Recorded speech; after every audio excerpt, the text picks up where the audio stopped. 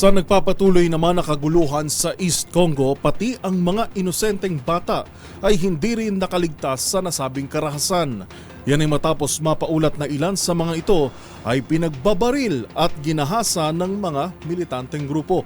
Yan at ang iba pang mga napapanahong balita mula sa iba't ibang panig ng mundo sa Global Headlines Report ni James Galange.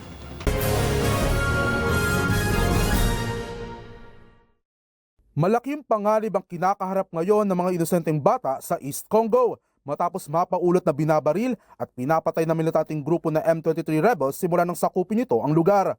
Habang sinabi naman ng isang military prosecutor na mayroon ding mga bata na ginahasa umano ng mga rebelde.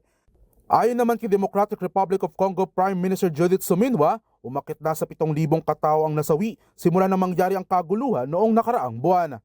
Habang aabot naman sa migit 450,000 individual ang nawalan ng tirahan matapos sirain ng mga rebelde ang nasa 70 displacement camps.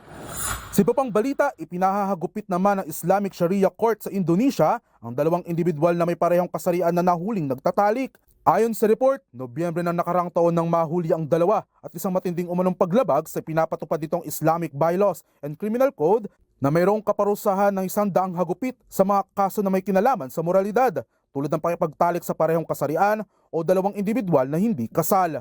Hindi naman tumanggi ang mga akusado at tinanggap ang parusang ipinataw sa kanila. Samantala, umalma naman ang iba't ibang human rights advocate group sa kanilang bansa matapos kondenahin ng batas na sinasabing lumalabag sa mga international treaty na nilagdaan ng Indonesia para protektahan ang mga karapatan ng minorya.